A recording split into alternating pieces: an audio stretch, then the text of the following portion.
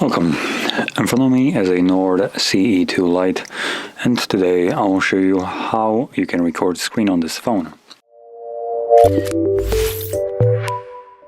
So to get started, you'll want to pull down your notifications, expand it, and look for the toggle. Now for me the toggle is on the second page right over here, so once you locate it, you can either hold it and this will take you to the settings, or you can immediately tap on it and it will start recording. But I do recommend navigating into the settings just because the default settings of it are just abysmal. 720p. What is this, 2017? So, oh, never mind. This is already set to the highest apparently. Yep, so I guess we don't really have a choice of going with 1080p. It's recording max at 720p. Fantastic. So we're stuck with a little bit of a crappy quality right here. Now in terms of frame rate, at least change that to 60. This will make the actual screen recording look serviceable. Otherwise at 30 it's just gonna look a little bit choppy.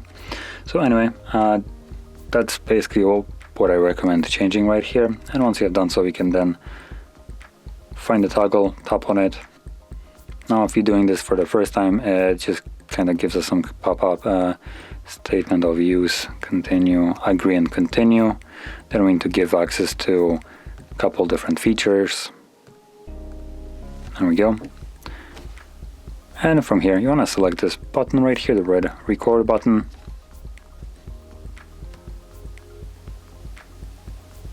And as you can see, it is now recording.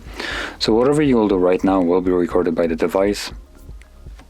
So I'm just kind of like opening and doing something so there is something to see.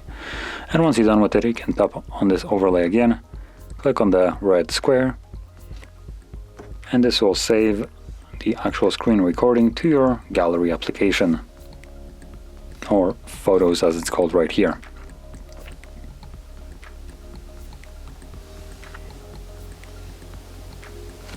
So there it is.